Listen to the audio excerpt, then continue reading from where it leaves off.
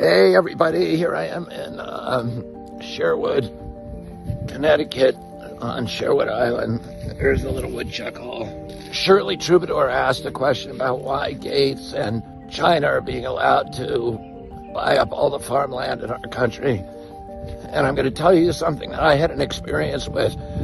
I spent many years, about 20 years, suing the factory farms, the big hog farms, and the big chicken producers like Tyson and Bo Pilgrim and Frank Perdue. But Smithfield Foods was the biggest pork producer. And Smithfield came to the state of North Carolina. They built a slaughterhouse that could process 30,000 pigs a day.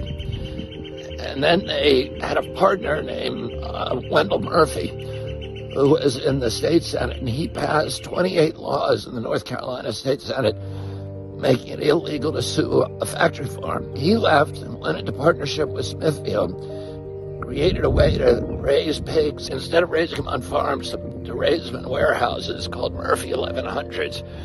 And they dropped the price of pork from 60 cents a pound to 2 cents a pound. It put out of business all 28,000 independent hog farmers in the state of North Carolina, and it replaced them with 2,200 factories, all of them either owned by Smithfield or contracted to Smithfield. The only farmers who could stay in business were farmers who signed that contract with Smithfield to mortgage their homes, to put those big hog sheds, the Murphy 1100s, on their property, and then they lose all control. They become serfs on their own land.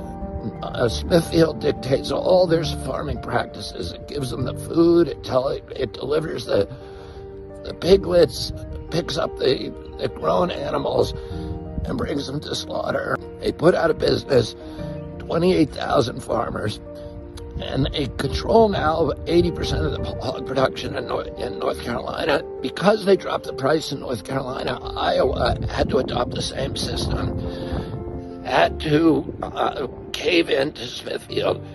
They ended up taking control of 80% of the hog production in our country. Then they sold themselves to China. So now China owns all that hog production in America, and it controls our landscapes. And that's the end of Thomas Jefferson's vision of an American democracy rooted in tens of thousands of independent freeholds, each one owned by family farmers, each with a stake in our system of government. And that's why all of this industrial agriculture not only gives us substandard food, but they're also taking control of our landscapes, and that is a huge threat to American democracy. I hope you guys have a good day. If you like this video and you want to help me become President of the United States, go to Kennedy24.com and donate now.